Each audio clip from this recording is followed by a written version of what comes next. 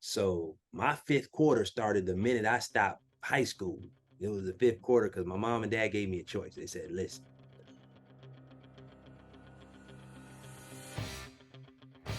Today on the show, we have former NBA standout with the Pistons and Raptors and Georgetown alum and a community advocate. Jerome Williams is up next.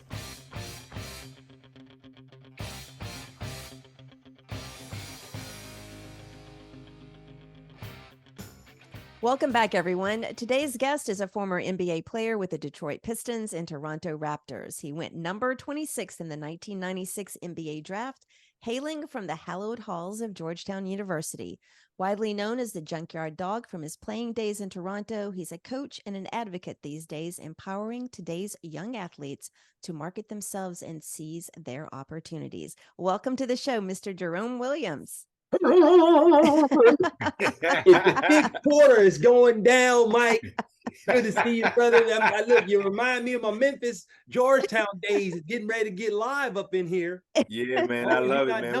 We had some classic battles, man. We had some classic battles, man. They still show that game on TV. Oh man, they show it, man. I'm glad I didn't get caught by your tomahawk. You know, Othello guy, he was on the wrong end of that one. I'm telling you. Oh yeah. Did y'all give him grief about it, man? Later on. Man, listen, we didn't give him too much grief because we knew, brother. Look, I was like, brother, you wasn't paying attention to the film. The film showed the man has a 50-inch vertical. Okay. So I just knew if you caught it right, I was just gonna get out that poster. Yeah, man. But he went up. We played a lot of similar. Like that's the wrong move. It's called. Yeah, we played similar, me and you, man. They didn't run too many plays for us, man. We just got out of it, and I was telling Sandy, need players like yourself to win games, to win championships, right. And don't care about it. Like, look, I can score. Let me run the floor a couple times. Give me a couple layups. Give me a couple dunks. Hit me a couple free throws. Any jumpers I hit, that's just gravy on top of it. You know what I mean? Gravy. It's gravy. It's just pound gold right there. Yeah, and we were heard someone say, man, I think it was the coach, the ladies coach at Connecticut, man. He said something. It reminds me of how you play. It's when, unless you AI or Jordan or Kobe, you're only going to touch the ball about 10 times in a game, really.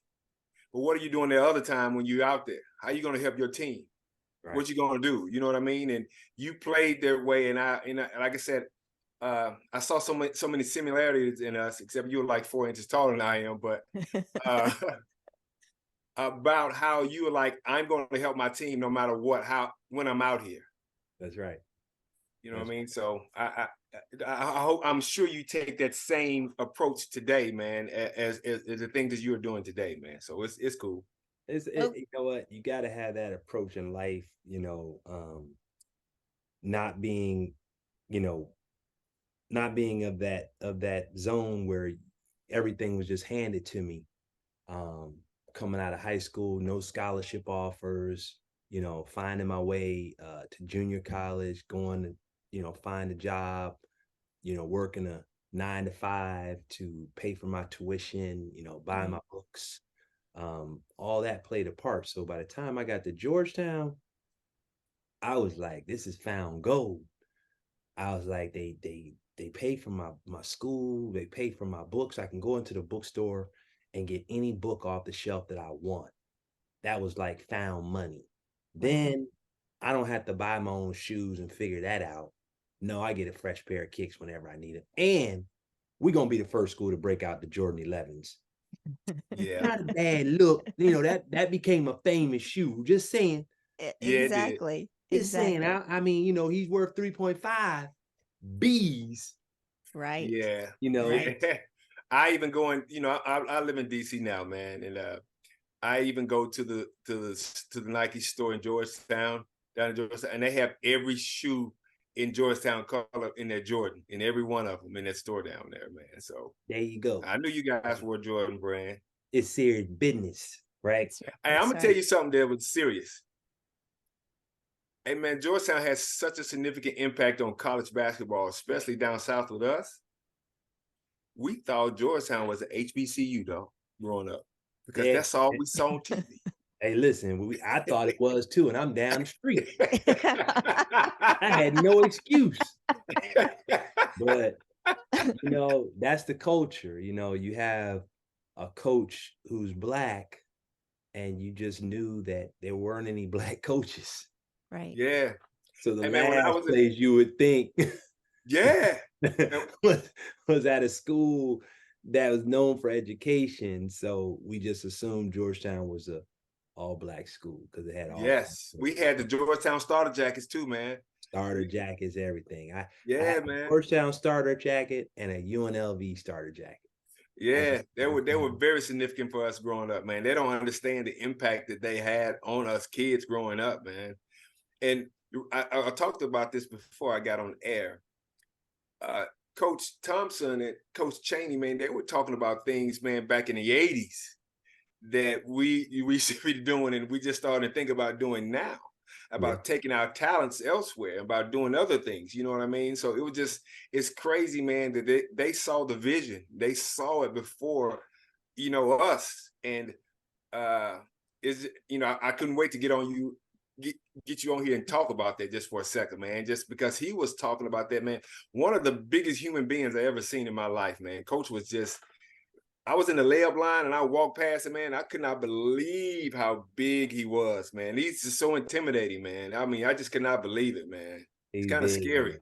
He's big, and you know, in DC, he was larger than life. From the stories that were accurate, him, you know, talking to drug dealers and different things just to stand up for players, and you know, changing the rules and how he battled that because he said left scholarships for minorities, Prop 48, just things that Coach, you know, really stood for, was always ahead of his time.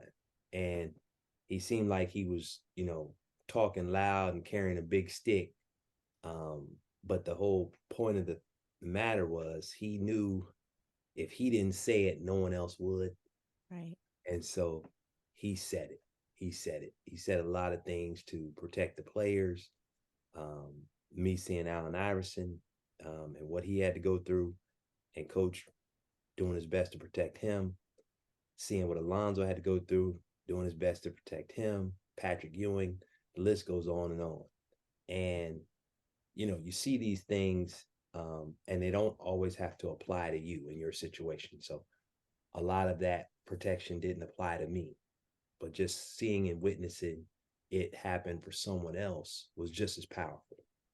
And the fact that he was, just trying to get you to understand how important that education and that degree would be later on was something I'll never forget, because you had to take it seriously, you know, to stay at Georgetown. You had to take that part of the whole program, and that came with your dream of the NBA. It came with it. It was like you had to have it. And, you know, people don't know this. Like I'll tell the show, like people don't know this, but in today's world, what kid would make the USA team, you know, right? The world team. Yeah. And not go because they had to go take a summer class. That was me. Wow. I made the team that went and got a gold medal, and I'll just name a few of the Hall of Famers that were on that team. Tim Duncan, right? Allen Iverson, Ray Allen. I remember that team. Some of the non-Hall of Famers were Marcus Camby, Kerry Kittles. Like, you know, these these players had long NBA careers. Lorenzen Wright made the team. Of course, he made the team with Antoine Walker. Rest in peace, L-Dub. But like, these are, you know, these are the people that I would have been associated with in terms of, you know, gold medalists and people in the next, getting ready to take the next step. Right. And my coach said to me, son, you can't go, because if you take these classes this summer, you'll graduate on time. So I was like, well, I guess I got to take these classes. Like you said, big and imposing. Huge, man. Right. It is. Wasn't a, you know, but when you look at the impact on the monetization on your name, image, and likeness, right, and being associated with that group, you're almost categorized in a certain, slot, and not going put me at a lower slot. So just things like that. You look back on your career and you say, well, what would you have done differently? Well, the difference today is most kids would go. right. They would. Hey, I want to get to that, but I want to talk about you a little bit more. With that kind of talent. Yeah, you're doing something. It's not something minor. Right. Okay, so before we get too far in, I just want to give a shout out and thank one of our really supportive listeners out there, Chris Vickery. Chris is a towboat captain on the Mississippi River based out of Memphis. He's an avid Memphis Tiger fan and a faithful listener. Every Monday morning, as he's pushing the barge down the mighty Mississippi, he has the Fifth Quarter podcast playing in the wheelhouse. That would be a great movie intro as well. Chris, we appreciate you listening and sharing your comments on social media. You can follow Chris on Twitter at CVIC13. Okay, so let's get back with Jerome here. And shout out to Chris from the Dog Pound. That's right. We appreciate you listening, brother. Oh, that's the way keep rolling with the Fifth Quarter on the Mississippi, if you know what I'm talking about. Shout out to Chris. I appreciate that. He's going to love that. So I have a question while you were talking about that. Were you intimidated when you first went to Georgetown, like the first day or two you were on campus? Was it intimidation at all? Oh, I was definitely intimidated. I mean, once you grow up and you realize it's not a HBCU, and you realize, from just people around town, how hard the academics are and how vigorous the regimen is, and you're going to put basketball on top of that, right? And Coach Thompson on top of that as well. And then Coach Thompson, right. Oh man, you talking about Tim? You talking about? I was scared to death. But I was, I said to myself, if I'm gonna fail, I'm gonna give it everything I got. I love that. I really do. Go hard in the classroom. I'm gonna go hard at practice. If I'm sitting on the end of the bench, I'll be happy. I'll be serving water and Gatorade. That was my mentality. And that's, I remember the first couple of days of classes, and, Coach Thompson would send the coaches around to check to make sure you are at every class. And I remember, sitting in my class and looking up, and I see a coach like peep in the door, nod his head, look at me, and I'm like, bro, I don't do that. So I went and met with Coach, and I said, Coach, listen, I worked very hard to get here. Nobody helped me. There wasn't any, people on the sidelines. Hey, you're going to do this, you're going to do that. It was do it yourself or you don't make it. So I appreciate it if you don't send any more coaches to any of my classes to check on me, because I won't be missing any class while I'm here at Georgetown. And he looked at me and nodded his head. I said, because if he sends somebody else, I'm going to be leaving campus. Oh, wow. Yeah, I said, nah, I'm here from education. He never sent anybody else. And I didn't miss one class my whole time at Georgetown, outside of when the basketball team had to miss a class. So that's awesome, man. Teachers do not, and let me put this out there for every kid watching. Yes. No teacher or professor fails a kid who's at every class taking notes. I don't care what your grades are on the test, your homework. If you're taking notes and you're willing to go ask a question or, hey, help me out here, there's no teacher in America. I beg to find me one, because we need to go have a talk with that teacher. I hear you, man. That teacher's not doing their job. And that's how Georgetown professors took it. Like if you were at every class, they take it personal. Like, what's wrong with my teaching? Right? They like, well, something must be wrong with me, because this kid is showing up every day with his pen and his pad and attentive. So once I learned that, and I learned that in junior college because I was getting good grades, I was getting good grades because I was there every day. Because why? I was paying for it. Yeah. I'm gonna sweat in 9 to 5 and then not go to class? Right. Oh, heck no. No, brother. I'm gonna be at every class making sure that I'm getting my money's worth. You don't pay for a pair of Jordan, get them scuffed up, right? I hear you, champ. You taking care of them puppies. Hey, Dog Pound. Let's talk about the beginnings a little bit. Yeah. When did you? I remember when I fell in love with basketball. Did you always want to play basketball, or when did you fall in love with it? Oh man, I was loving it since middle school.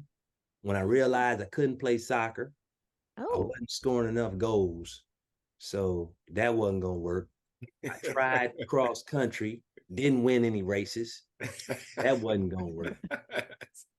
In elementary, my mom had me in track and field, lost every race. Wow. That wasn't gonna work. Now I was fast, don't get me wrong, but you know, I'm going up against some project kids who were running from the police and the police dog. All I did was saw the back of their heels the whole race. As I was.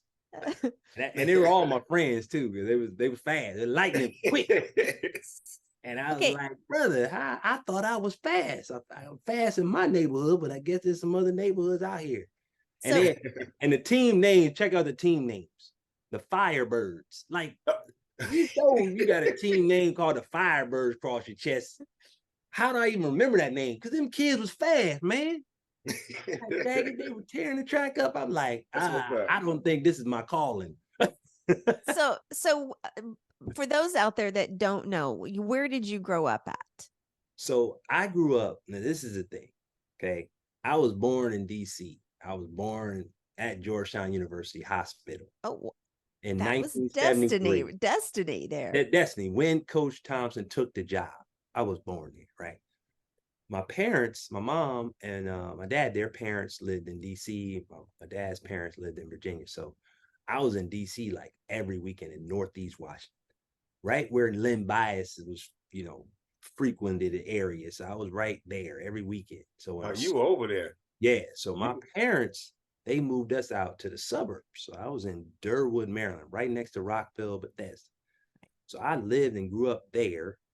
You know, there were more white people in my area than black people, but we were neighboring the projects where a lot of the black kids were. So yeah, I had the whole, you know, gumbo mix, right, of good, bad, drugs, so you know, that neighborhood is still beefing today. Those two neighborhoods are still beefing today in DC right now. You know that, right? To this day, still beefing right now. Yeah. So unfortunate. So I mean, you know, I got everything I need to get in the gumbo, and understood, you know, how the world works from my mom and dad working at their 9-to-5s and coming home and explaining the world, you know, how you're going to have to deal with this and that. Right. And this is how you're going to have to get through it. And this is how you provide for your family. So, you know, working hard and doing the right thing was just what I grew up and learned how to do. But then you also know the rough edges and what people are also dealing with, your cousins, your, right, you know, your family, members, you know, so I understood like, hey, you know, ain't no silver spoon over here. My parents came from the same spot. They just said, okay, we're going to let you guys see something different and then still take you to the same spot. So that's what's up. When did you start? When did your growth spurt kind of start? Because I would think that you're already dealing with two divisions there, and then the growth spurt starts, and that even makes you more different than everybody else. So, so when did that growth spurt start? Well, here's my blessing. Here's my blessing. Lord didn't give me a growth spurt. He waited. He let me go all the way through my high school career. And the tallest I got was 6'2". Oh my God. So I'm scraping. And my brother, he had been 6'4" since 9th grade.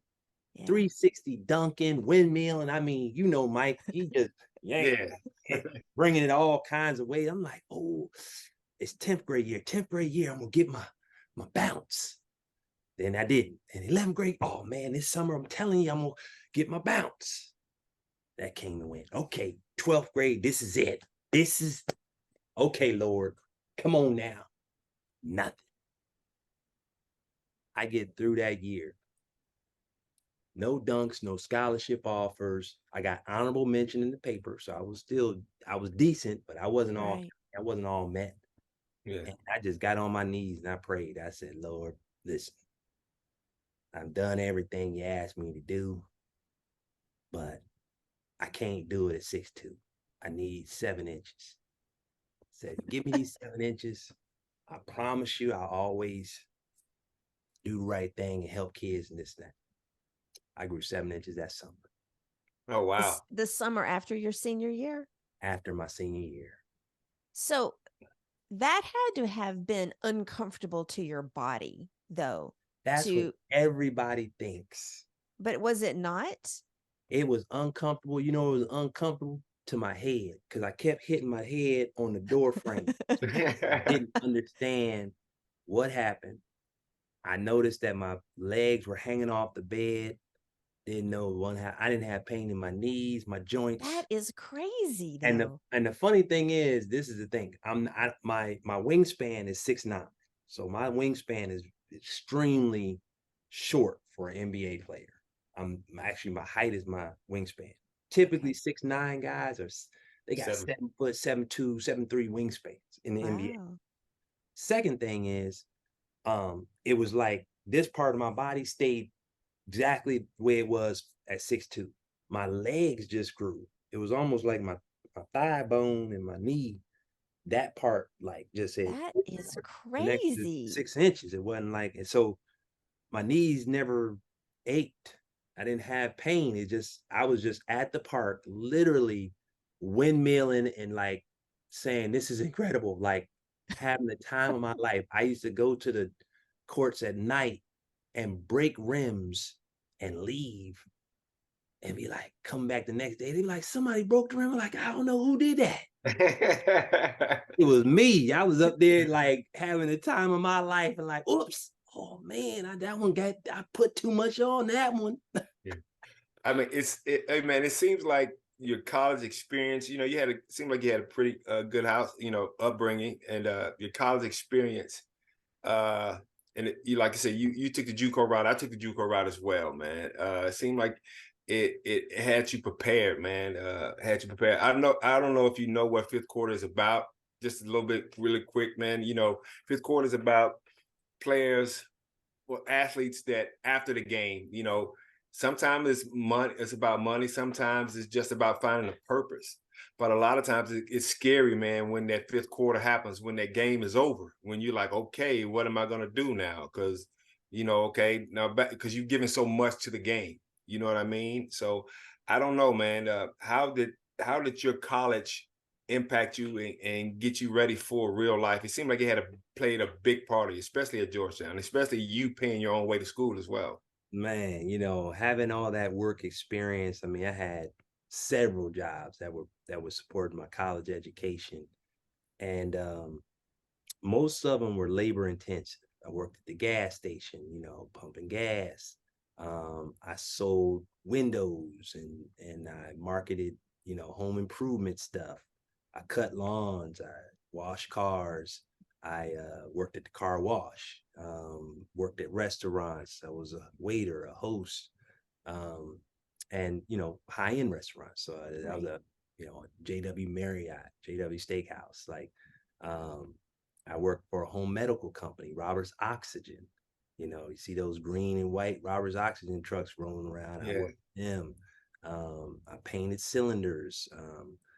So like all these different work experiences, you know, paid my way through school, and doing all those work experiences, like really, A, you had to budget your money. B, you know, you had to show up on time to keep your job. So responsibility, showing up on time, and, you know, and figuring out, you know, what to do to make any side money and extra money, that kind of thing. You had to be creative. So my fifth quarter started the minute I stopped high school. It was the fifth quarter because my mom and dad gave me a choice. They said, listen, you can either move out, start paying your own rent and car insurance and everything else, or you can stay here, you know, eat the food and, you know, live in your room upstairs, but you got to pay for school. So those are your two choices. So I was like, well, I'm not about to leave.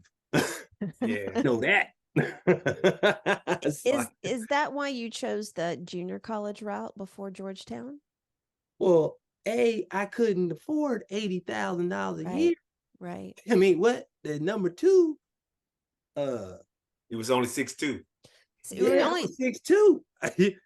So I think that is interesting for people though to look at. So when you, as a senior in high school and you graduate, you're only 6'2", and you need that height in order to take your game to the next level.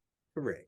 And so I think it's really good that your parents, that you did all those jobs, because in so many ways you were already making plan B, C, and D by getting all these different experiences out in the workforce. So Amen. you already had it way ahead of time. So I really do like that. So then the fifth quarter, to continue that same momentum, I get to Georgetown, and I've tried to do all kinds of internships for the last 2.5, 3 years at JUCO.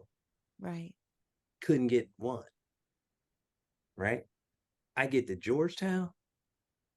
It's like, where do you want to work?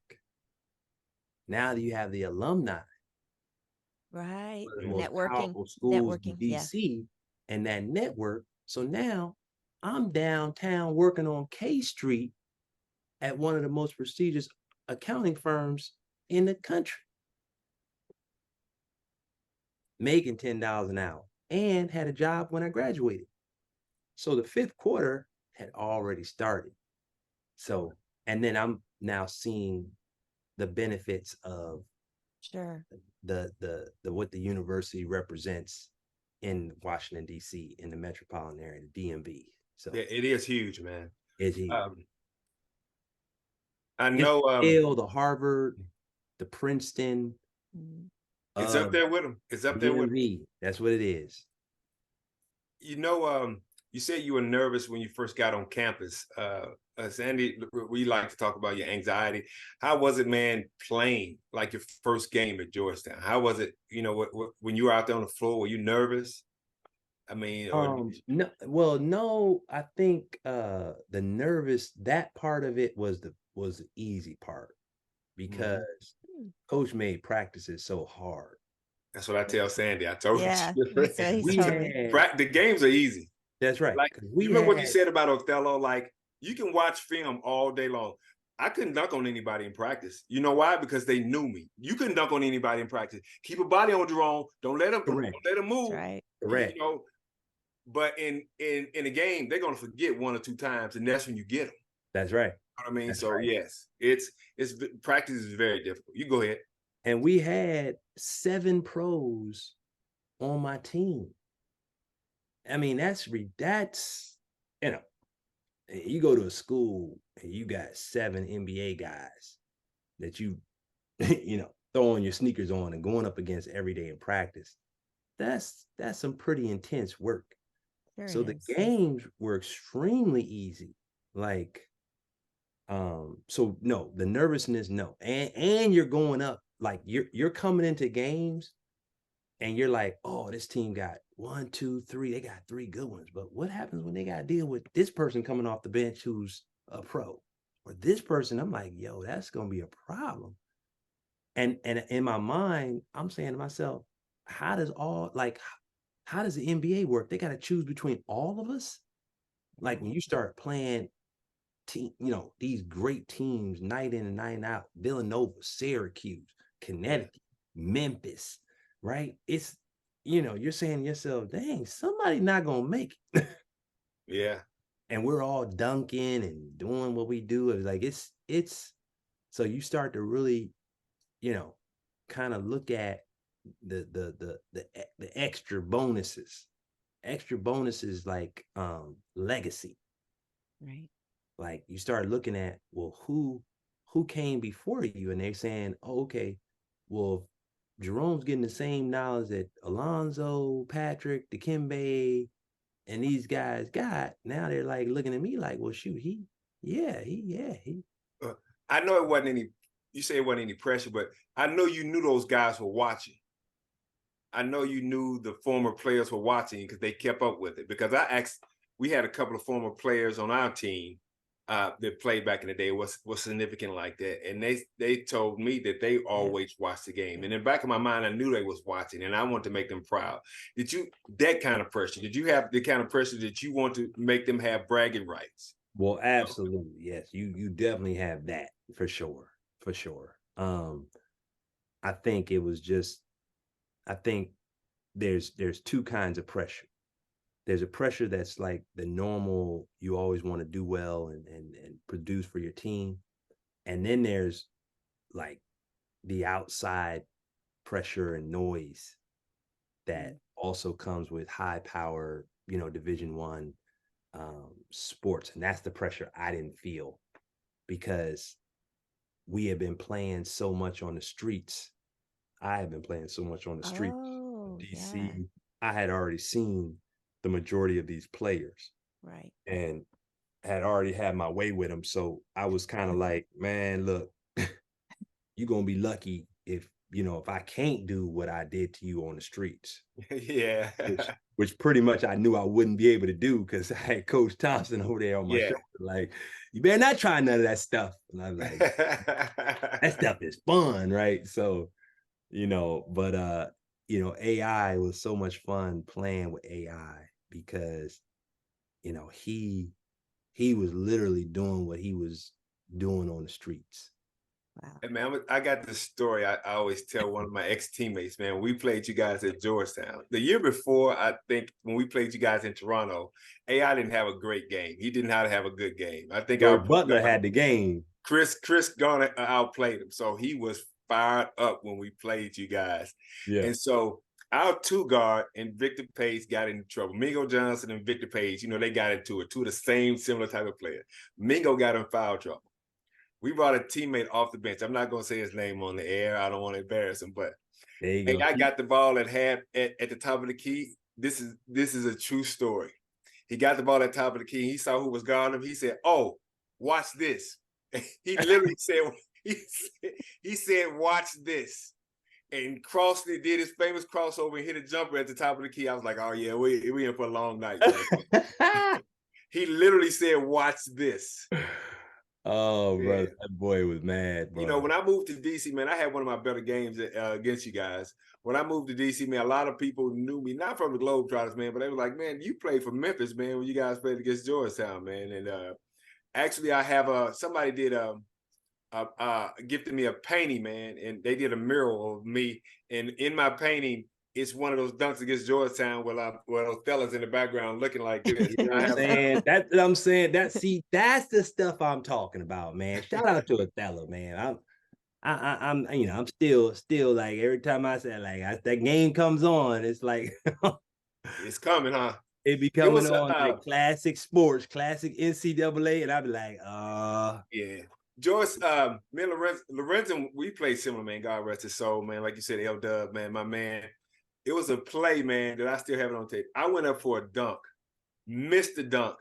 Lorenzen caught the dunk that I missed and dunked it back in. Yes, he did. Yeah. So and he got Othello too. That was bad. Yeah, man. But you guys got that W, man. Like you said, you guys wore us out, man. We had like 7, 8 guys. But you guys were rotating in and out, boom, back to back to back, and you kind of wore us down the second half, man. We had no gas left, man. No gas, but it was it was that game in Toronto though. That was serious overtime and coach. Yeah, what's the man name? What's the player name that hit the half court shot? Oh, George Butler. Yeah, Butler sent it. Hit. It was a corner 3. Yeah, it was a deep one too. I have really good memories. I have a quick question though. I read somewhere that Iverson was your roommate. He was. So what was that like? Let me tell you, the best part of it, he talks to my son all the time when he gets a chance, and he always reminds him, are you cleaning your room? He said, your daddy used to make me clean up my side of the room. Oh my God. I still remember it to this day. He said, I remember him coming up, coming to the room, and I'd be shoving chicken bones underneath the bed. He said, because you know, I couldn't stand a dirty room. I wasn't gonna have no roommate not carrying his load. You can't think in a cluttered up, dirty space. No, you can't. I needed to be able to think clearly, and I had to have things in that military type order, because my mom and dad wasn't standing for no dirty room and this and that. Nah, keep your stuff clean, your bed made up, these types of things. So when me and AI were roommates, I was like, bro, what are you doing? We can't. No, it ain't how we do things. You're gonna have to get to your side and get that tight. I can't be in no clutter. So he tells my son that all the time. He tells him he has to listen to me, and you know that he still remembered. And he cracks me up because to hear AI say it it's a whole different story. But AI was a good roommate. He went to class. He did what he was supposed to do.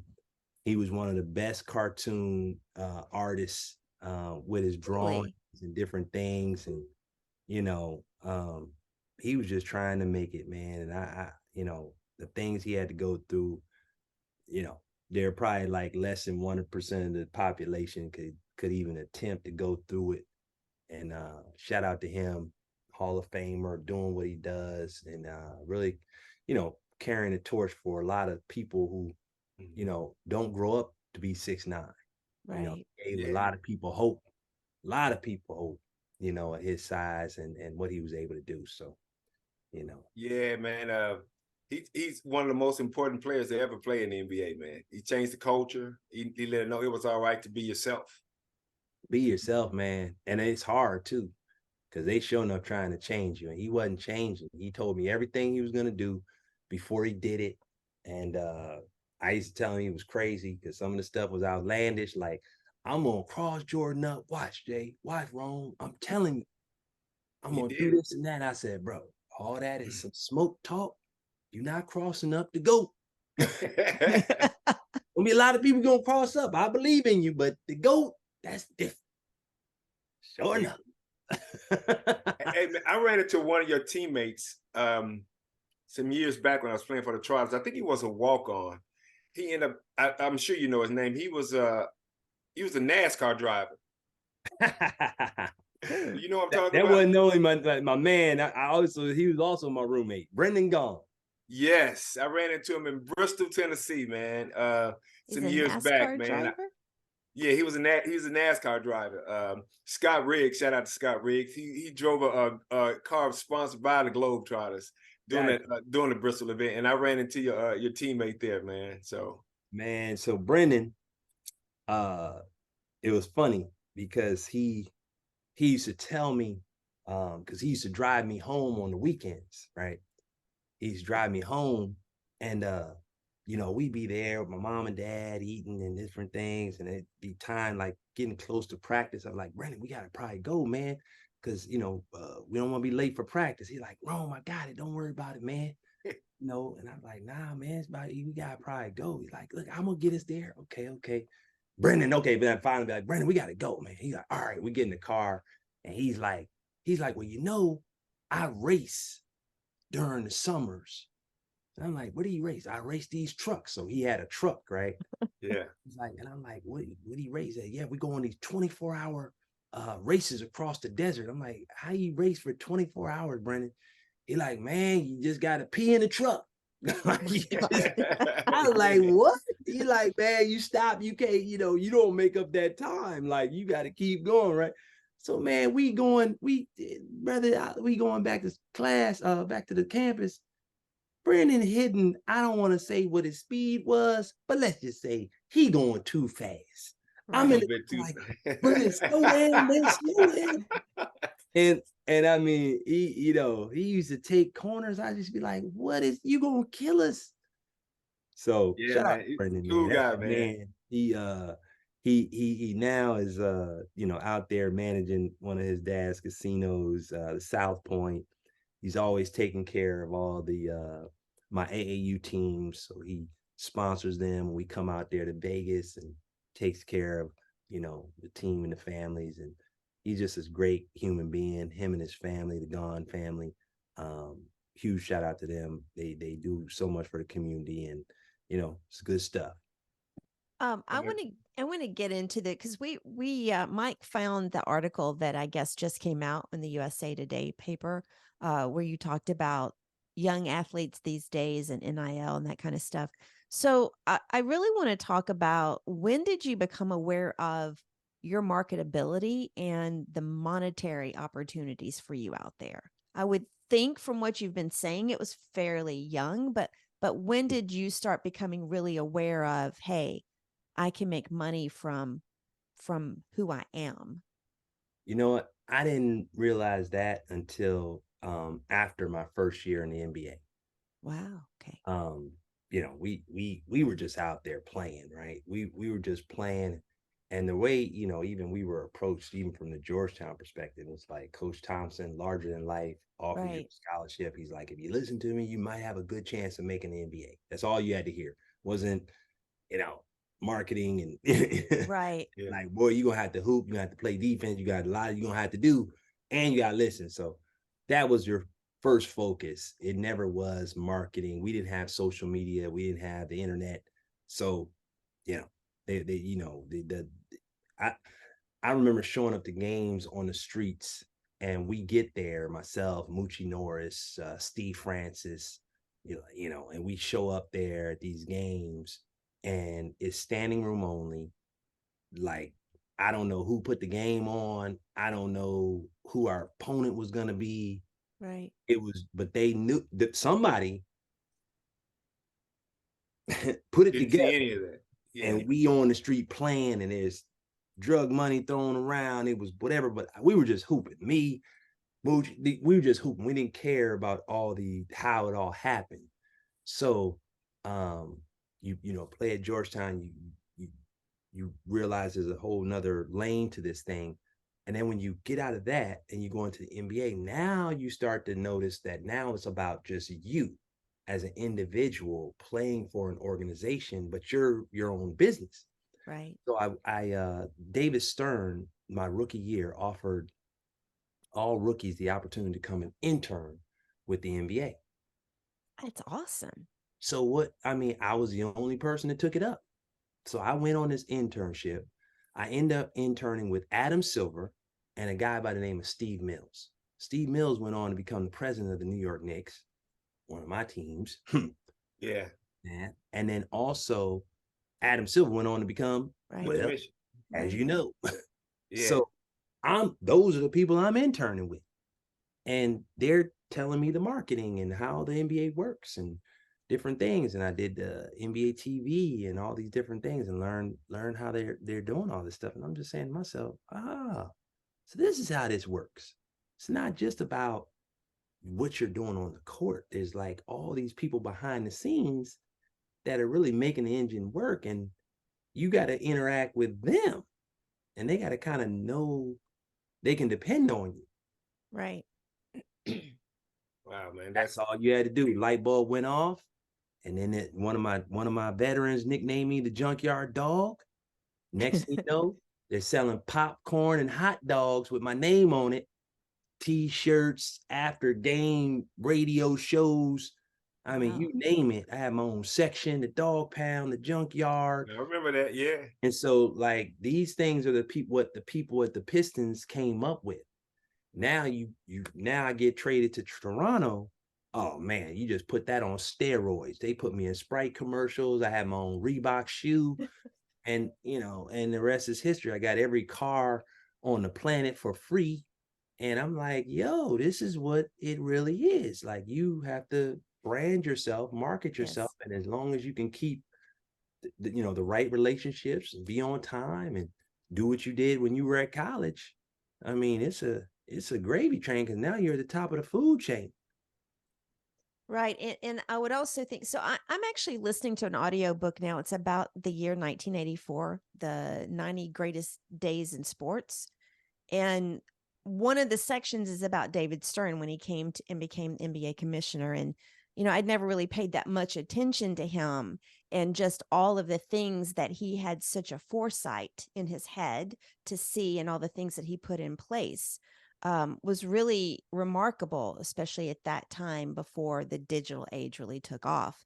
But the other thing, you know, you have all these opportunities, but I think a lot of times kids forget that, yes, you've got those opportunities to make money, but you have to keep playing the game really well. And you have to learn how to balance those opportunities and still be the top of the game. So what were some of the things that you like? Was it hard for you to balance that between, you know, staying really fit and honing your game and all of those marketing opportunities out there? All right, well, I'm gonna break it down, but I'm gonna Oh, make sure, you know, in this segment that you understand. You better go get my audio book because it's gonna come out in the fall. excellent. It's Give called a shout Shooting out. for Don't tell us Peace. about it. That's That's right. right. It's called Shooting for Peace, Okay. and it's called my journey from the classroom to the pros to the boardroom. Excellent. And it's just basically, to your point, how do you do all this? How do you balance, right? And Right. my balance was simple. I cared about A, my family, and B, basketball. So everything else really was not on my to-do list. And I mean, I really took to heart everything that was applied to my craft. So if it was applied to, like I said, like, you know, doing extra work around the game, I was there. And that included my own game, right? So working on my craft, working on my rebounding, my ball handling, my shooting. I got to practice not because I decided to, but because I was told and I listened. You know, guy by the name of Rick Mahorn, former Washington Bullet. I used to grow up watching him play. Shout out to Rick. 41 years old, 41, still playing for the Pistons when I got there. And Wow. he said, Jerome, I'm gonna tell you what you got to do. You want to play in this league a long time, you got to show up 3 hours before practice, and you got to stay after. And basically, a lot of players don't listen to that. Mm-hmm. They say, "Nah, I'm good. I'm young. I can do this and that." Don't matter what you can do. They have what they call is a blueprint, and the blueprint, if you fit inside that mold, you stay. If you don't fit inside that mold and you do something different, well, you better be, you know, I mean, the greatest thing since sliced bread. But they still gonna look at you, and you got a timer on your stayability, because they already know he doesn't fit the mold. Right. He doesn't fit the mold of Kobe, doesn't fit the mold of Michael Jordan, Tim Duncan. You know, like, if you fit into that mold, then, you know, whether your skills are up here or wherever they are, you're going to get drafted. So you have skill. In order to get there, you're one of the best. Right. So in that draft. But to stay, you got to remember, like, you know, every year, their draft picks come to take your job. That's exactly right. And if you're not in the playoffs, they really coming to replace you. So if you're not a playoff team, what are we talking about? They're coming to get you. And if you don't get out of the first round, they're coming to get you. Was all that on your mind when you were playing? It doesn't really go on your mind because you don't realize it until it starts happening. So it never was on my mind like, oh, I'm getting ready that somebody's coming to get my job. It was like, I was like thinking to myself, I'm next man up. But then as soon as it's my turn, they then went and traded for another guy, right, in my position. They just signed another power forward. I'm like, what the heck? So I got to beat him too? Okay. Okay. But you know what, man? I think I'm writing a book also, man. It's called My Fifth Quarter. It's talking about things, you know, similar to what you were doing. And one of the things that I'm talking about in the book, I think how you said you should look at yourself as you know how you were looking at it as a team, but when you got to the NBA after your first year, you're like, I'm a business. And I think too many people, especially athletes, not even just athletes, I think we take it personal, and it's not personal. You know, like the NBA doesn't owe you anything. They paid you well for services that you offer. There you go. You know what I mean? They don't have time. That's why they got the next man up. When you were up, they brought somebody behind you because they don't have time. Businesses don't have time to sit and wait. In order to grow, they got to keep moving and they got to keep changing. And I think what you said that really, really caught my eye when you said people need to start marketing themselves and looking at themselves as a business. You are a business. It's not personal. It is a business. And then when they invest the big dollars in you in the NBA, then what happens? And they are investing in you because they put all their faith and their chips on the table, and they're betting on JYD. They're saying, hey, this is the guy. We're gonna bet on that, and then we'll get him some, whatever we can pick up to relieve him or to be his backup. But the money's on JYD. And once that happened, then you're in a different category now. Yeah. Your category, your whole lifestyle changes. You're in a different realm. You're getting a call from the owner. You're, GMs on a first name basis. They're asking you about trades and other players that they could be potentially getting. I mean, the world changes. And then you're kind of like going up this mountaintop. You reach the peak of it. Then you start coming down the other side. Now you're on the tail end of your career. And then that's when you start to see the backside of it. And it's like, okay, you got to start looking around and saying, okay, what do you want the next thing to look like? Because this is the way it's going down. Are you going to get the knock on the door saying, you know what? Thank you, man, for all you've done, but we got to go with this younger guy because, it's time. And I didn't want it to happen. One thing that we've heard a lot about, and we've talked about this, Mike and I have, is that, not every athlete is aware of when their fifth quarter is going to start, when their competitive career is going to end. And a lot of times they're in denial, and especially if it's an injury. And then they've not thought about anything else. And all of a sudden it's like, what am I going to do now?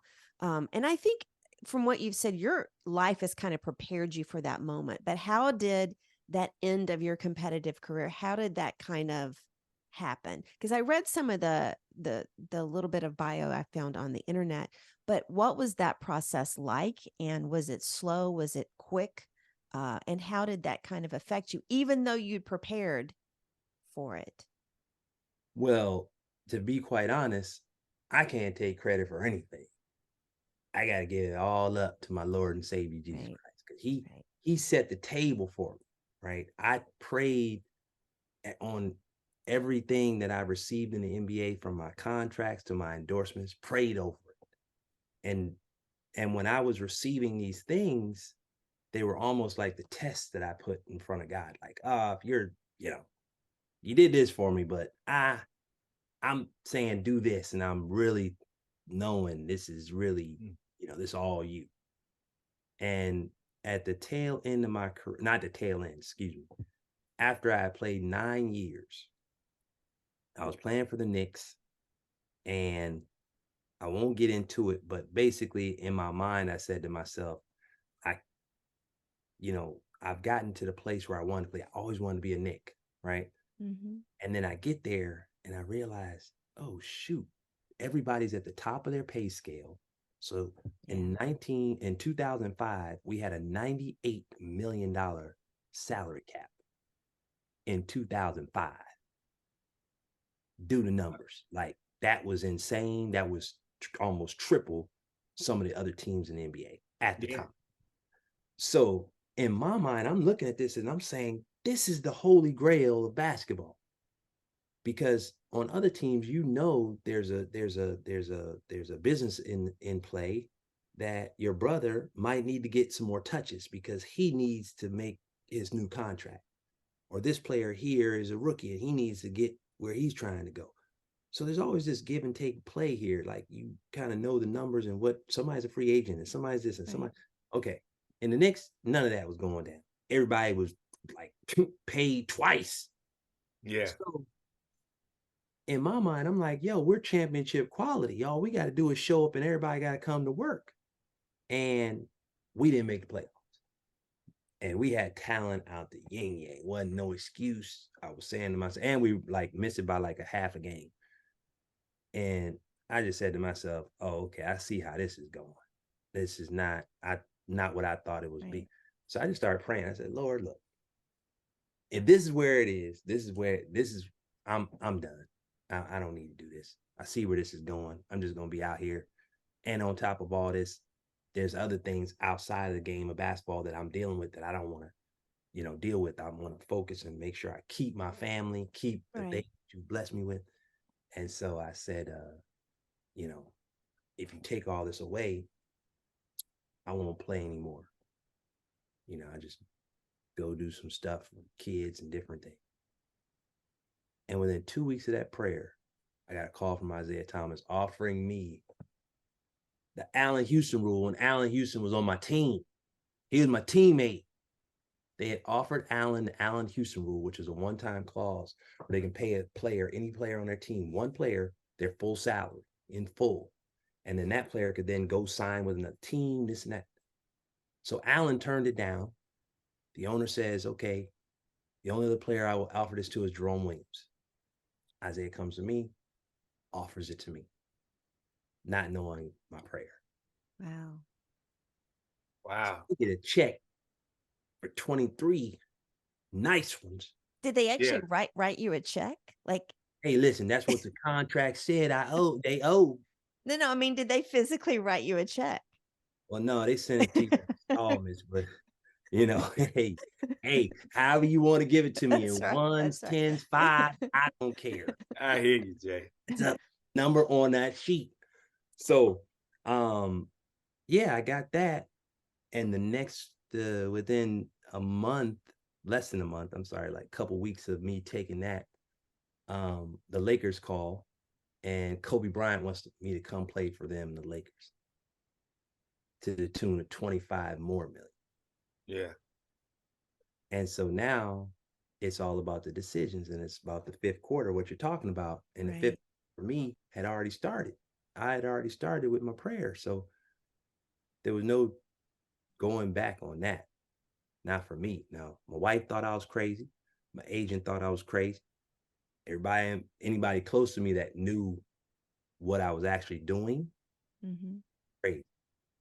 But I wasn't crazy because I know the man above is not crazy. You've made it this far doing it your way. That's right. Doing it his way. You know what I mean? So yeah, why deter now? Why deter now? So anybody out there listening, I'm living proof. There's a God. He ain't playing. You just got to talk to him. You got to believe in him. You can't be wishy-washy with your beliefs. You got to really just focus in and know that he is the one moving and shaking everything. And if you do that, and you give to get, and you also have to have a pure heart with what you're doing or what you're asking for. So he knows the answer of what you're going to do when he gives you these gifts, whatever it be, money, status, whatever you're wanting in life. He knows what's going to come out when you get. And so we wouldn't even be having this conversation if I did what I wasn't supposed to do. Exactly. But because he already knew what I was going to do. So he knew what I was going to do afterwards. He knew everything. So I just followed through with exactly what the basically like the contract states. Because I mean, there's contracts all over the place being written in whatever you want to say. People say, I sold my soul to the devil. Yeah. There's a contract for that. The only thing is you can't change your mind on that contract. Right? Yeah. You change your mind. They can change up and say, you know what? I made a mistake. And you go to the cross and ask for forgiveness, and you can be forgiven for all that. So they don't want you to know that. So I make sure I throw that out there too. Sure thing. Hey, man. I read somewhere. I think you were involved in the Basketball Retirement Association. I think that I don't know if that's the right. They have the national meeting in Vegas every year, right? Yep. Shout out to my man Charles Chu Smith, man, my former roommate. I mean, my former teammate, man, with the Globetrotters, man. He has a significant role with that. They've been trying to get me to join, man. I've been itching around. I told Sandy next year I should be in Vegas. I came on your podcast on the 5th floor. You have to join. Yes. The retired players need you. They need the wild man Wilson in the booth. I'm a mild thing now, man. I'm not wild thing. I'm a mild thing now, man. Hey, don't matter. I would love to get there, man. I would love to discuss with the players, man. Just let them know, man, that they're not alone, man. I would love to get up there, man, and maybe speak to the players a little bit, man, about, some hard times, man, because unlike you, man, there are a lot of players out there, man, that they throw all their chips into basketball and don't think of anything else. They don't think of anything else. And when it's snatched away from them, more so time, like yourself and me, we haven't come. I walked away on my own. Yeah. You walked away on your own terms. Yeah. Right. But some people don't get their choice, man, and they have a hard time with it. Yeah. Some people turn to drugs, some turn to alcohol, some even turn to suicide, man. So it's just a lot that be going on, man. And that's what the fifth quarter is about, trying to help. And that's what my book is about. And that's what I kind of want to speak about, man. So I will, I'm going to give a shout out to my former trial buddies, man. And you, JD. I will join the Retired Basketball Association, man. So you heard it here. Knowing you called Chew because he is the president. Shout out to the chair. And you let him know that the dog pound said do it. I get some credit. So I like, yeah, because you couldn't pull him in, Chew. It took the dog pound to get him out of his right. But yeah, no, that's awesome because it's to your point, a lot of players have different paths. And that's really when I came up with the book and the different things that I'm doing with IP Pharma, intellectual property for athletes, made by athletes. You see the logo behind me. It's basically, to help not only current players that are coming through, student athletes, but also retired. Because when we stop playing, we're told, basically we're not good enough anymore. And to your point, some guys turn to this or that, right, and they don't even take into account, hey, I played for the Harlem Globetrotters. I have to remind him. Right. You know how hard that is to go all across the globe playing at like over 200 dates a year. I mean, crisscrossing the planet. Believe me, I know. Cities. Plus, you got to practice tricks. You're not practicing like traditional basketball. You're practicing tricks. That's a whole different level of talent. That's something that you never have to like. You can make money off of that for the rest of your days. And keep telling him. And if you do it right in college, you can do that in college too. Yes. And that's where we are now. That's where we are now. The same people that you were running up to meet and doing interns with and meet and greets, most athletes during our time, they ran from those things. They didn't want to do the meet and greets. They didn't want to meet the people. They didn't want to do the interns because they didn't want to be bothered with it. But what you have to realize is after basketball is over with, those are the people you're going to have to deal with.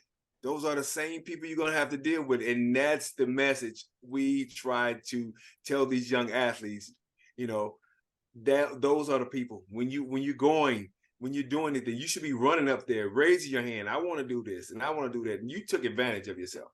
I always like to ask this question on every podcast. I don't even know if it pertains to you because it seemed like you had the right head on your shoulders and, you had a path and you kind of knew what you were going to do. But I know there's some things. If you saw a 13-year-old junkyard dog, little baby puppy junkyard dog, not the big junkyard dog you see now. If you saw him out there playing basketball and you walked up, what would you tell him right now? Man, I'm going to tell you this, brother. Have your recording on right now. I'm getting ready to drop this John Thompson nugget. This isn't a JYD nugget. Ooh. This hands down nugget I'm getting ready to drop on y'all right here. It's in my book. The man that knows how will always have a job. Ooh. And that knows why will always be the boss. Mm-hmm. What are you going to be? That's what I would tell him. And I'd let that stir for a minute because I remember when it was told to me. And what it in my mind, I said to myself, okay, we're all here learning how to make it to the NBA. Mm-hmm. But the person that knows why we're trying to always gonna be and you got to just let that sit inside your soul and ask yourself, what do you want to be? So I knew 9 years of playing, knew how to do that. Those are really like double years, man, because that wear and tear on your body, man. That's like 20 years. But in everybody else's mind, they kept saying, man, you can play 15, 16, 17 years, the way your body is, not the way you played. Not the way you played, Tim. Hey, but they'll pay you. They'll pay you. But I want to ask that question though. What is your good, right? Your brand, you're coming to practice, doing the right things. They'll let you sit on that. Look, Udonis Haslem. He hasn't played a game in probably 4-5 years. Udonis, that's my dog. But he was playing when I was playing. But the whole point is, you keep him. Why? That man bleeds Miami Heat. So yeah, you can play or be there in a uniform for a long time, even though your body is definitely past the point of you actually having to go out there and rip and run. Rick Mahorn was 41. He wasn't playing. He was in the locker room for a reason. Yeah. So let's get back to that one question though. What was your why, or what was your why when you stopped playing? I was basically started when I became that intern for the NBA my rookie year. I was trying to figure out why then. And once I kind of figured it out, I was like, oh, okay, this is how I got to make money in here. This is what coach was kind of talking to me about. Right. You got to know how, like, you got to know why, what's going on behind the scenes. I learned that. And goodness knows, for somebody who wasn't a franchise player, I sold a lot of jerseys in every. Yeah, you did, man. I want to go back real quick what you said about they're in the locker room for a reason. My thing, doesn't matter if I was playing with Jordan or I was playing in Memphis. I wanted to add value, whether I'm working with the Globetrotters or what I'm doing now. I always want to add value, and I think that's what I think that's you were saying about those guys. What are you adding? What kind of value are you adding to your team? And once I feel like I'm no longer adding value, I think it's time to move on. You know what I mean? So I think I don't know, that's what you were saying when you were talking about the guys like the Rick Mahorns and Udonis Haslem, that they were in the locker room for a reason, not for their physical attributes, but what they added to the team, and always adding value to the team. And then at the flip side of that, if you're trying to get to the why, which her question was you have to figure out how to own a team. You got to figure out how to be an owner. You got to figure out how to be on the other side. Yeah. And I started getting offered those jobs. Then I realized, oh, I get it now. And I knew being on that side didn't go along with my spirit. Right. Yeah. Something that you alluded, or you actually said a few minutes ago, that I want to make a point to all of our listeners out there is because like when you ended your NBA career, you still had value. You still had a lot of value. You were still a product. You were still a business. And I think that a lot of athletes, or maybe several athletes, maybe 50, 60, whatever, I think that they forget that. I coach professionals in job search, and they all have high-level degrees. But when they lost their job, they lost their self-confidence and their value in themselves, and they thought they had nothing to offer. Athletes still have something to offer, even though they're not getting that competitive career paycheck. They still have something to offer. You just have to figure out where to place it now. Your intellectual property is at such a high level. Yes. That it just, it really depends on how much work you're willing to put out.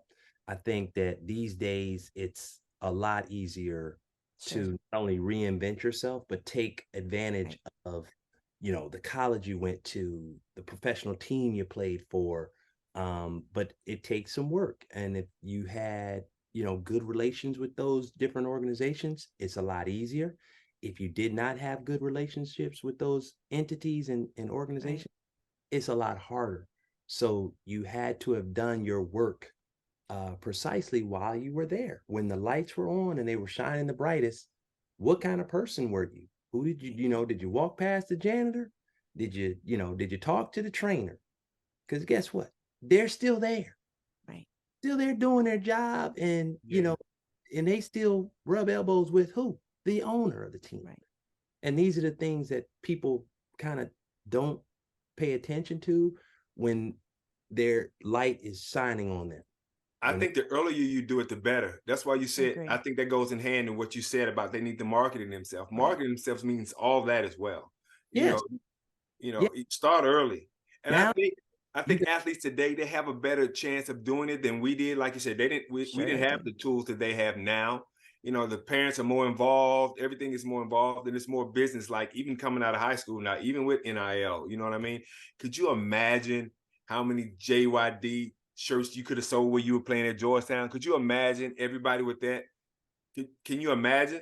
I can't imagine. I didn't want to think about it because a lot of the things that the kids have nowadays, you know, you have to have a good, solid foundation. Your parents have to do a great job of managing or helping you to manage while you're growing and learning and developing your skill, right? So my son, he's got a lot, he's very talented, but I'm in control, you know, because I know all the pitfalls. I know where he can fall. And it's like I gotta, you know, make sure I'm covering up all these potholes so he doesn't step in one. And that's part of the job of the parent. I have a cheat code because I know more than the average parent. Right? Already been there. So the one thing that that I tell parents all the time is make sure your kid wants to do what they want to do. Don't create the dream for them. Oh, you can make the NBA. Does he want to make the NBA or she make the WNBA? Right? Like I had two daughters, right? And they would have loved anything that I loved. Right? And if I love basketball, that's not fair to them. Because maybe they'll end up doing something because I loved it and they just trying to please daddy. Right. I had to work extra hard to see what they wanted to do, which was play volleyball. So I knew nothing about volleyball. I had to know the game. And I had to rely on other people to help my kids, the most important people to me. So I had to go out there and recruit and figure out and find. Right. And that involved like finding the right coaches with personalities and the right ethics and different things. That's tough. And you know, it's funny, man. It's funny. I did the same thing. You know, I have 4 kids, but my sons, they're 18 and 16 now, man. But I didn't want them. Number one, I didn't name them Junior because I didn't want that pressure on them. I ain't name them Junior either. Exactly. So, but I let them pick. Look, I'm not going to say you want whatever you decide. I want to make sure you go hard and have the intestinal fortitude, what it teaches you to later on in life. But my sons, they decided on swimming.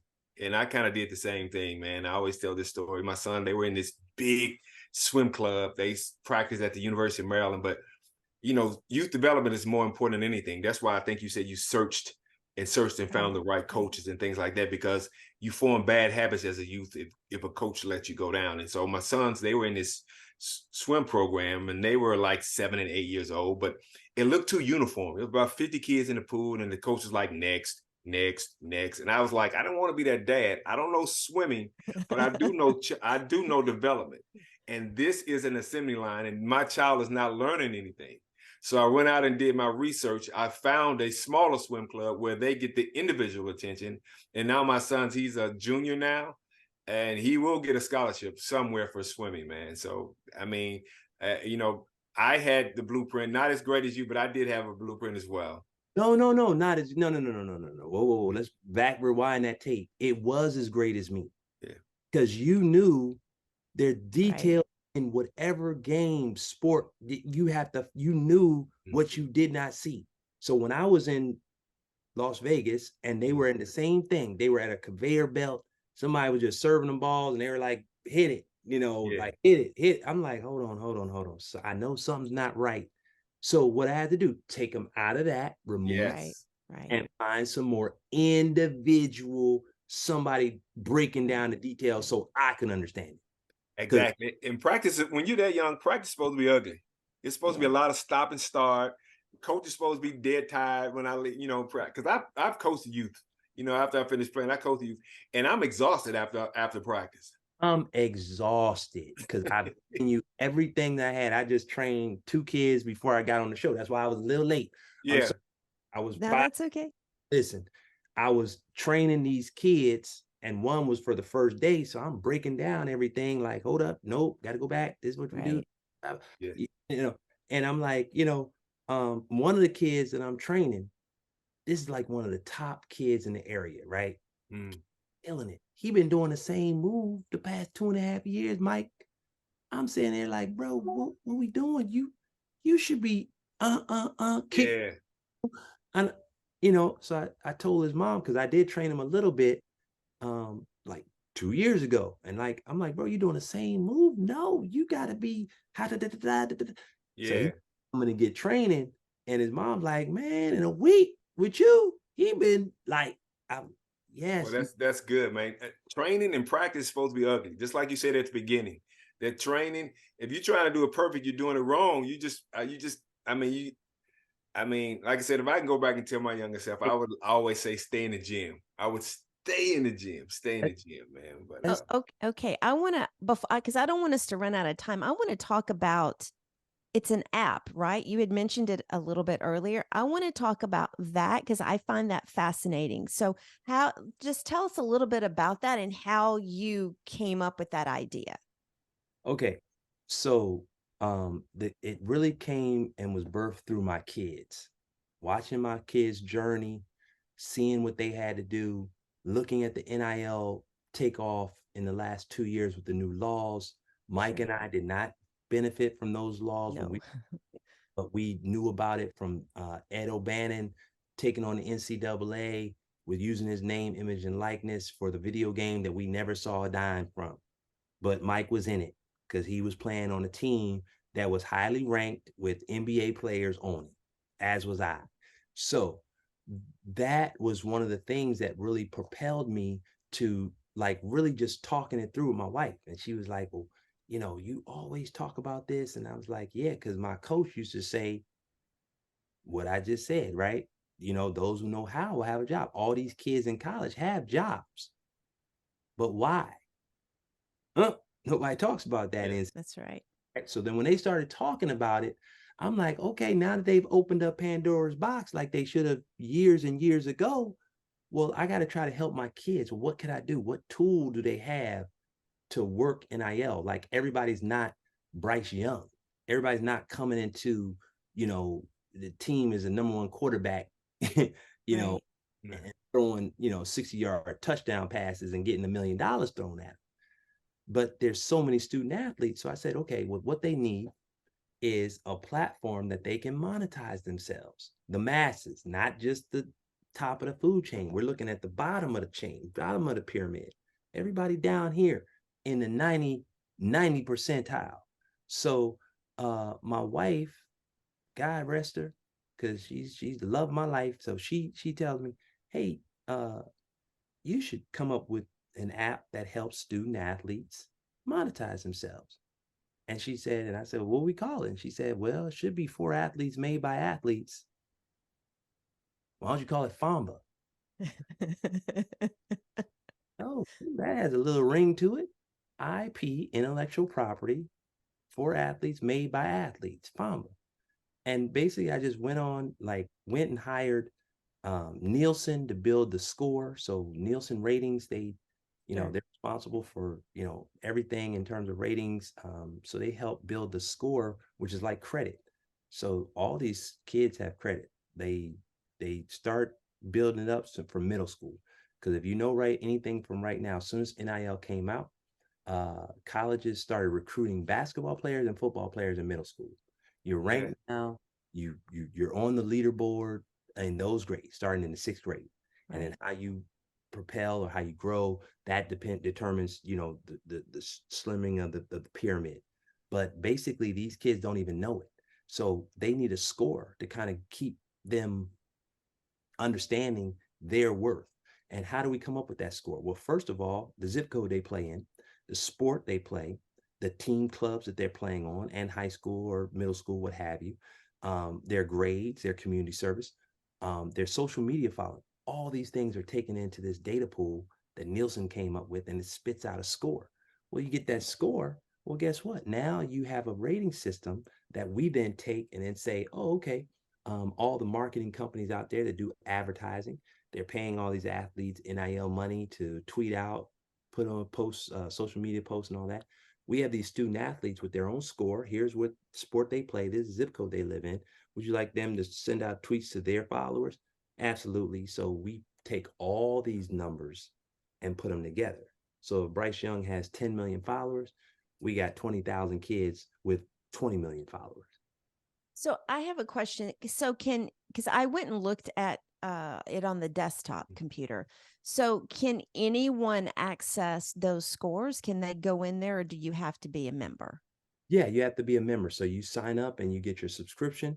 It's like $2 a month, and you get your score, right, within a 3 to 4 month period. And once you have that, now you can opt into NIL deals. Okay, oh, wow. I'm gonna turn that over to my great nephew. Plays football and baseball in Omaha, Nebraska, and he does really, really well. And he played a lot of competitive leagues out there. So I'm gonna have my niece test that out for him. What? So say that again. Let everybody know what it's called again, man. I don't want people to miss it, man. I want you to say it. App Store, Android Store, IP Famba, FAMBA, for athletes, made by athletes. Type that in, free app, and you go in there, and it actually is for free. So you got free social media, you got free digital education. We give you financial literacy education for free. We also wellness education for free. You also get free NFTs that you can create on your phone, on your cell phone. So right there, you can take your and you can create your own NFTs on the spot and put them on the blockchain. What is that? That's data storage. That means that you own your intellectual property. So that you swinging that bat, you own that picture. That's right. You don't post you don't have to post everything on TikTok and, you know, Instagram and Facebook and, you know, Twitter. All those things are great, but you want to own something at the end of the day. So these members are called digital scrapbooks.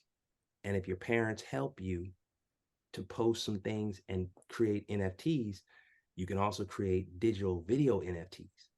So all these things are part of your intellectual property. So let me put it in layman's terms. If Kobe Bryant had NFTs of himself in high school, wow. Michael Jordan had NFTs of himself in middle school playing baseball, playing basketball, what would that be worth today? Yeah, unimaginable. So you have to like take it into, don't just brush through what we're saying, like really think about, like, hold on, there's a free platform out here that I don't have to pay anything, and I can create my own digital scrapbook. Yes, there's a free platform out here created by an athlete, a former athlete, that I can get free digital education. Yes, there's a free platform out here that I can have, you know, social media posts. Yes. Right. Okay. Now, on top of that, we have tools that can help you today with your NIL. So we will, because I'm going to put all of the website and everything and how they can get that app. I'm going to put it in our show notes. So for those out there listening that don't have a pen right now, we're going to have, go ahead. Bowlers, lacrosse, soccer. Wow. Field hockey, basketball, boxing, football, table tennis. There'll be pickleball coming soon. Pickleball. Track, cross country, like golf. All these are sports. So we're all sports. So if you think about it, there's so many fans that are in different sports that want to follow and support their favorite local athlete. This is a tool for you. Basically, you can get on there, post an NFT for sale, create a price, and your friend, family member, or fan can go on there and purchase it from your wallet, and that money goes to the athlete.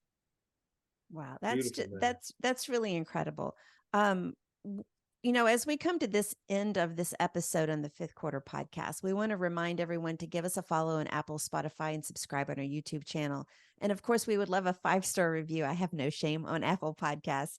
And we love hearing the feedback from everyone. If you're interested in becoming a sponsor for our show, you can contact us through our website, thefifthquarterpodcast.com. Jerome, thank you so much for being with us today. We know this was kind of short notice, and we appreciate everything. And, everything, your sports story was really interesting, really impressive. But I'm really fascinated by what you did after you left the NBA. I think that, that in just how you took it, you saw opportunities besides basketball, even when you were younger, and really invested yourself into those. And I wish that more kids and more athletes would do that kind of stuff. Just very, very impressive. Michael, you got any last? Thank y'all, dog, man. It's been a pleasure, man. Thank you, man. It really means something that, I reached out to you and you called me back immediately, man, and was like, look, whatever you need, man. And that means something to me, man. So let's stay in touch, man. I want to talk to you offline about something that's I got going on that's happening in October. I think you would love to be a part of it, man. I think it's moving, especially in the same direction you're moving in. So I'm gonna reach out after we finish this, and I'll let you know what it's about, man. Well, definitely, brother. Hey, listen, thank you for having me on this fifth quarter. It felt like the fifth quarter plus the sixth quarter. We need to hire him for public relations. I mean, because Mike Wilson is, he's known as a wild man. He was doing it, and I appreciate you calling me and asking me to be on your show, man, because anybody that I make sure I don't get dunked on has my Oh, man, that's all right. Hey, man, shout out to your family, man. I know how close you are. I know what your family means to you, man. I see you posting about your wife and kids all the time. So shout out to the Mini Dog Pound as well, man. Mini Dog Pound. Yeah, keep doing your thing. Yes, sir. I appreciate it. Thank you, man. And I'll be looking forward to your call. That's all I got. Exactly. Dog Pound, baby. Oh my God. Okay. So thank you for joining us on this episode of the Fifth Quarter Podcast with our guest, Jerome Williams. You can find him on social media on Instagram and Twitter at JunkyardDogJW. And as I said, the app is ipfamba.com, and we'll have all of those links in our show notes. If you love this show and our guests, you can support us by following the show on Apple and Spotify and subscribing to our YouTube channel. Still no shame. Until next time, remember, change is our ally and it paves the way for greatness. Stay inspired, and we hope you have a great rest of the week. Thanks.